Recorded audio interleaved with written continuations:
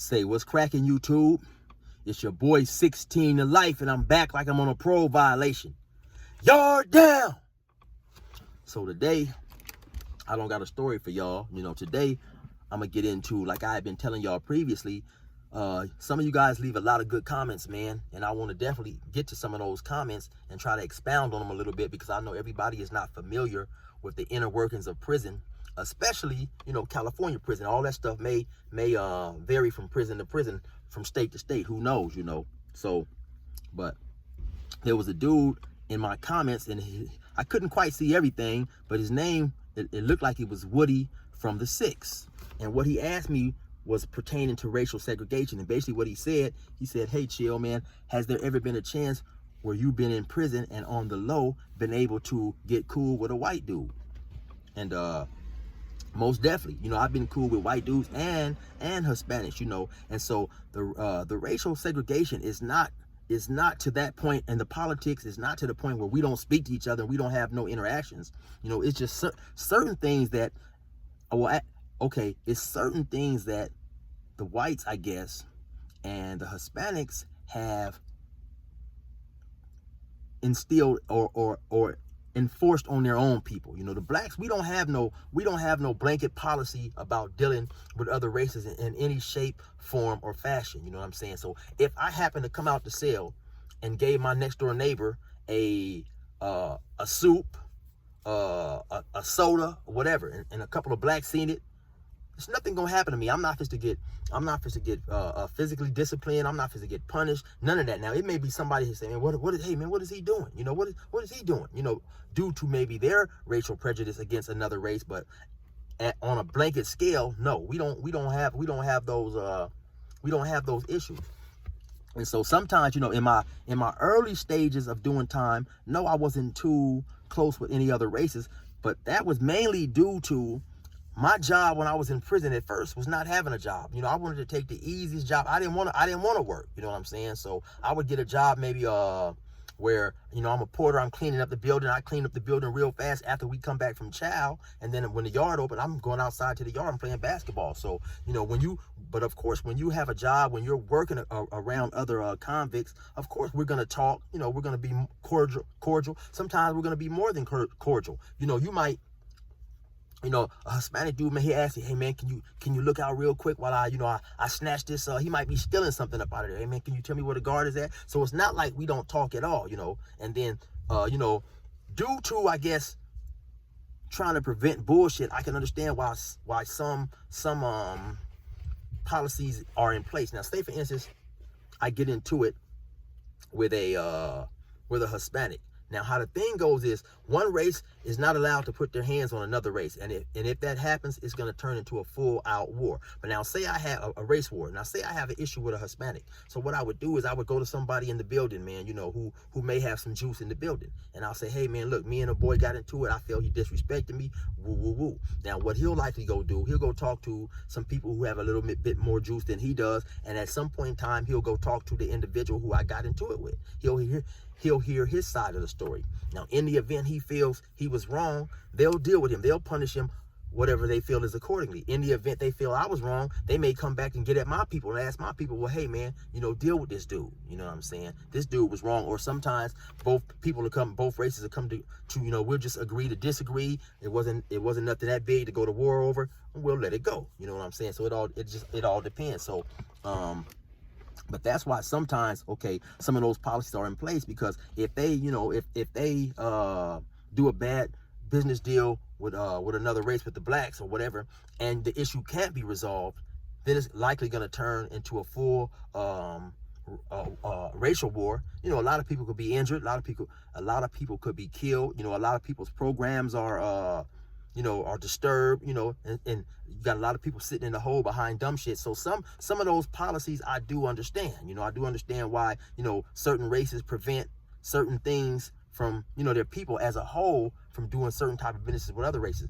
But now, when I was in Ironwood, I used to sell weed, and of course, from time to time, there would be, Hispanics who come get at me like, hey, chill, what's up, man? I heard you got some weed. I'm like, yeah. is it, you know, is it cool if I get like 20 bucks worth and pay you first draw? You know, okay, cool, go ahead. So I'd give it to them. Then I make them out a little store list of items that I may want. You know, say for instance, you know, 3 bags of beans, 2 bags of rice, a couple popcorns, some toothpaste, and some seasoning salt or whatever.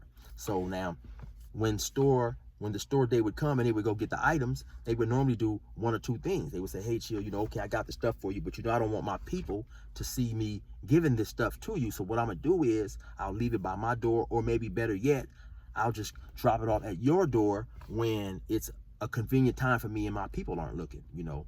And so things like that also happen, you know. So don't think that we don't interact with each other, we don't talk with each other, and none of that stuff. Now, I'm sitting out here, y'all, in this California heat. It's hot as a motherfucker. I got my windows down, so from time to time you're gonna see a few flies in here. They fucking with me, but like I say, it's hot as hell out here. But I'm definitely trying to answer some of these questions, because y'all be hitting me with some real good questions. And now, you know, and of course, there are individuals, blacks and Hispanics, who have racial animosity against each other. I'm not saying that that's not happening, but for the most part, it's more of just, you know, due to certain policies. I've seen a lot of Hispanics comment on my page saying that, hey man, listen, we don't have a problem with blacks. You know, a lot of people think we dislike blacks, but no, just due to the way our politics are set up in prison, it's just certain things we have to do, and it's certain things that we can't do. But we don't dislike blacks. You know, a lot of us are cool with blacks on the street. And so, you know, I had, you know, later on as time progressed, I did meet some cool Hispanic dudes, you know, and we talked back and forth. You know, they may have walked past, and when I was rapping or whatever, you know, they'll be out sometimes playing basketball. You know, we'll sit back, watch their game, you know, watch their soccer game or whatever, and you know, we be talking. So it's not like we don't get along at all, you know. And now, say for instance, like you got gang A and gang B, and these gangs don't get along with each other, and they both black, you know. So when they see each other, it's on and cracking, but it's strictly due to their gangs not getting along. Well, sometimes it's the same thing, except the gangs just happen to be a Hispanic gang and a black gang. You know what I'm saying? So it's really gang warfare. It's not necessarily racial bullshit, but unfortunately, coming to prison, that animosity, that racial animosity, is strengthened and intensified due to certain policies and certain structure that's enforced in prison, especially by other races. So that's the thing about that, you know. Now, another question that seems to be a huge topic, what a lot of people are concerned with my charges. And so I'll just say this: my charges are of a gang banging nature, you know what I'm saying? And I will definitely go deep into my charges in the upcoming days. Hopefully I'm going to do an interview, and I'll go into it all that, you know, I'll go into it all in detail. But see, you know, some people fail to realize that regardless of what I thought about the individual who I got into it with, you know, he still has family and friends out there, you know what I'm saying? So I don't necessarily want to be on here talking about him in a disparaging way, or in a way that can be misconstrued that he doesn't matter. Because like I say, man, regardless of what I thought about him, you know, and he still has people who, you know, who care about him or whatever, you know what I'm saying? So I have to try to be mature about that situation and keep in mind that, you know, those people who care about him, they didn't sign up for the hurt and the pain that they suffer, you know what I'm saying? Now, because me, I'm gonna keep it real with y'all. When I was younger, my mentality was, okay, if you gang banging and I'm gang banging, and I catch you, it's like, you know, and I catch you slipping, that's what gang banging is about, you know what I'm saying? So it's just, for instance, like, and I'll use this analogy right here. If we're playing football, you know, now if you agree to play football and you get your ass tackled, then those are part of the rules, you know what I'm saying? But now maybe you might have your mom in the stands and your little brother in the stands, and they see you get tackled and they don't like it.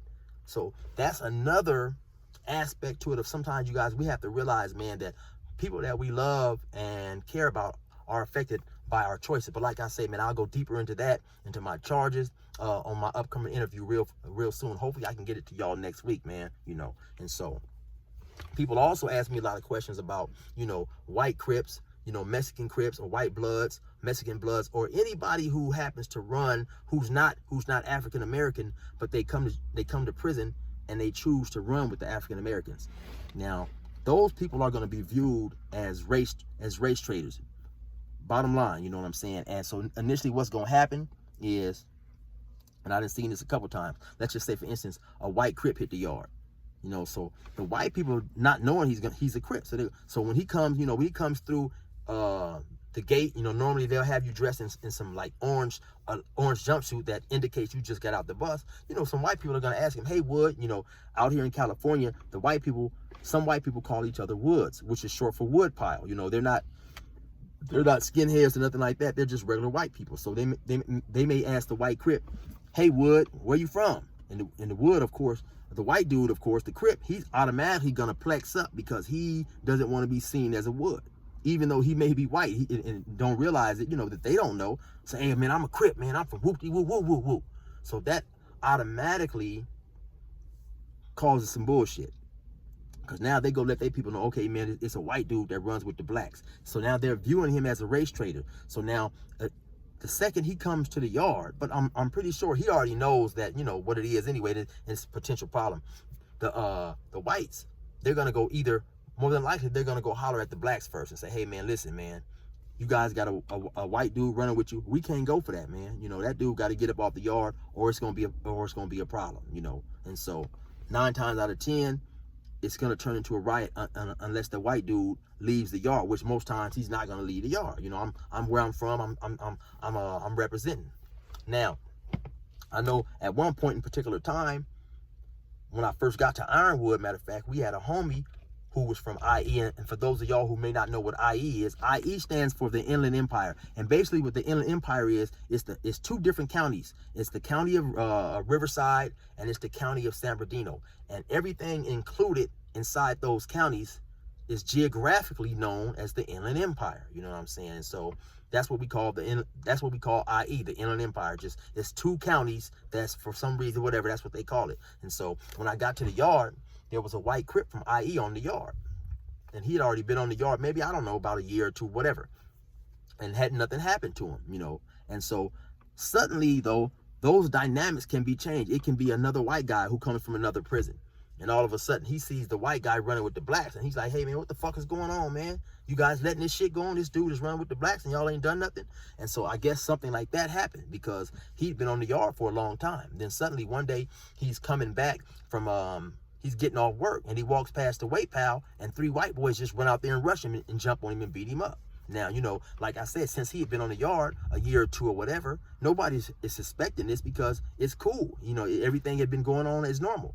But now, of course, once he got beat up and jumped, they locked everybody down or whatever. And then when they released everybody for trial around 5 or 6, they released by buildings. And just so happened the building they released, the people in the homies in there from IE took off from the white boys in the chow hall, and it was a riot behind that. So, and actually at one point in time, later on, I went to Sea Yard. I had a homeboy who I grew up with, white Crip, you know, and for whatever reason, they never bothered him, you know, on that yard. They never bothered him, and I always used to tell him, hey man, don't get comfortable because even though you've been on this yard for 2-3 years, anything can happen. But they never, you know, the white boys never tripped on him over there on that yard. But he had told me before that he'd been in other prisons several times where as soon as he would come out, you know, they would go through this protocol. Hey man, this dude got to get up off the yard. We're not going for it. He didn't leave, and so you know, all of a sudden he'd look up, a couple skinheads would be rushing him. And one particular time he told me it happened, and afterwards they had him in these little cages. They're like phone booth with like metal around them. It's basically like a phone booth, and it's got this metal around it where you basically can't get out, man. You kind of got concealed in a little phone booth and shit. And, you know, you're in there handcuffed. And they're waiting to decide what's going to go on with you. Well, right next to him was the skinhead who had rushed him. And the skinhead told him, hey, man, he said, look, man, that back there that happened, of course, you know, man, that's nothing personal, man. You know, I had to do that, you know. It's basically, it's the policy that I'm up under. And he said, you know, for future references, if you ever happen to see a skinhead in prison and his eyebrows is shaved, that means he's getting ready to take off. He's getting ready to go on a mission. Now, I don't understand, or I didn't know the significance of that, but that's what he told him. You know what I'm saying? So it just all depends, man. Now, there's been another time when I was on a yard and there was a Hispanic. He ran with the Bloods, and he stayed on that yard for a long time, and they never bothered him. But now it was crazy, right? Because while he was on that yard, maybe about 2 or 3 years later, a Hispanic from a Crip came from Compton. And the Hispanics wasn't going for it. You know, they was not going for it. So there was a big old giant standoff out there. And 9 times out of 10, when this shit happens also, the administration, they already get wind of it. They already know, okay, when a guy comes in, he's white, and he happens to say, hey man, I'm running with the Crips, they already know that this is going to be a potential problem. So at that particular time, they came and they handcuffed the Hispanic Crip and took him to the hole. And so that ended up dead in the potential riot, and there never was a riot, you know. But now another thing I trip on too, we have in California what we call Blaxicans, and basically those are blacks who for whatever reason run with a Hispanic gang. Maybe they grew up with the Hispanics, you know what I'm saying? And I've never seen any brothers or any black car trip on the blacks who run with the Mexicans, you know. And I've been on the yard with at least four Blaxicans, you know, black dudes who run with Hispanic cars. Now, there's one of my homies at one point in time, he told me that he's seen it before, but I personally, during my 24 years, I never seen it. Why that is, I don't know. Like I say, for the most part, man, blacks, we don't have hang-ups with other races, man. We don't try to dictate what other people can and cannot do, you know. And sometimes that can be helpful, and sometimes that can be harmful when you're not as structured as the Hispanics, you know. But we don't dictate what other people can and cannot do. Like I say, if I wanted to come out and give a soda and some food to a white or a Hispanic, you know, I wouldn't get in no trouble from my people. You know, they may look at me crazy, like, what the fuck is Chill doing, you know? But as far as a physical discipline or something like that, no, you know, because we don't have a blanket policy whether you can't, you know, you can't do business, you know, you can't do business with another race. So like I say, since I'm not doing a story, y'all, I got my little notes down here, certain things that I want to say, because you guys, you know, y'all hit me with some good questions and stuff. And actually, there's one particular time I was in the hole in 2005. You know, I was accused of stabbing somebody.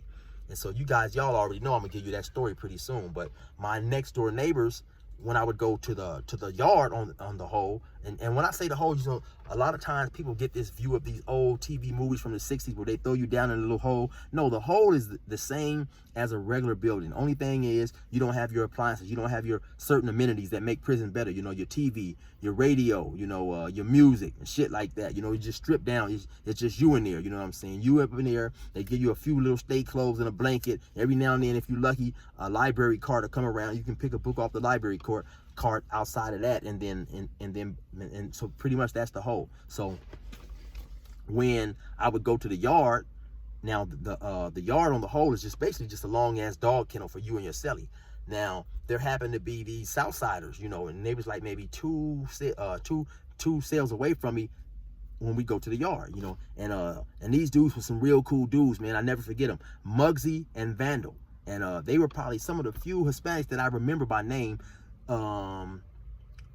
Simply due to the fact that I never associated much outside of my race, because, you know, in prison a lot of times we associate with the people we have commonalities with. And so if, you know, by me being from IE, of course, when somebody would hit the yard, you know, I would at some point in time be introduced to this dude because we're from the same area, and so I more than likely would hang with him. Now, the people who I did hang with who weren't from IE was because I would either meet them on the basketball court and we begin talking and we become cool, or, you know, I rap and they rap, and so, you know, we would you know, we'd get to talking, you know, through being in certain little, you know, in certain little rap ciphers and shit like that. So like I say, for the most part, people make commonalities with people make relationships with people who they have commonalities with. So just due to the fact that I never really associated outside of my race much is why I didn't meet a whole lot of other people. But like I say, these dudes, Muggsy and Vandal, they was from, I believe, Santa Paula, which is up there by San Luis Obispo somewhere. But they was real cool, man. So if anybody, you know them or know of them, tell them I said, shots out, you know, Chill. We was in the hole together and stuff. So, like I say, let me look over here and see what else I got, man. I guess for the most part, that's pretty much it, man.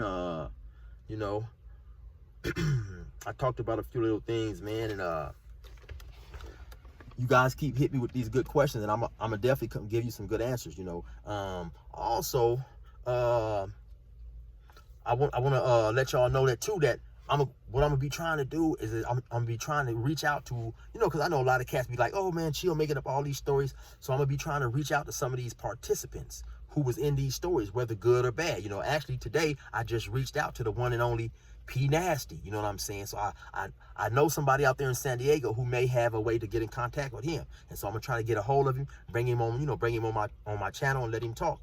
I got one where I was telling you about where the guy he got into it with the female CO because she took some of his property, and he boop bop bing bing boop bop. He went upside her motherfucking head with lefts and rights with all his might. You know what I'm saying? He gave it to her.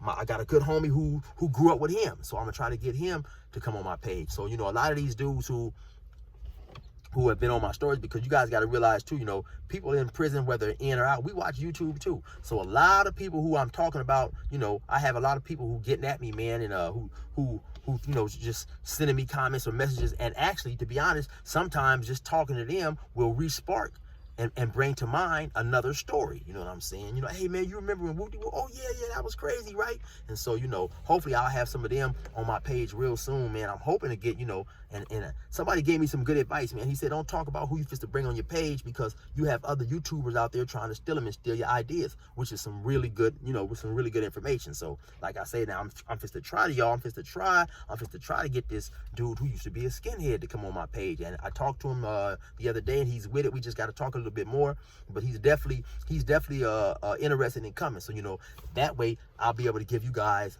another perspective, because even though I've done a whole lot of time, there was still only so much information that I'm privy to in terms of other races, other cars, and me, I never really asked anyway. You know what I'm saying? So the less you ask sometimes, the better off you are. So anyway, I'm just as interested as some of you guys may be in hearing about, how some of their politics work, some of the things they must do or whatever. So anyway, y'all stay safe out there, man, and keep your head up and resume normal program.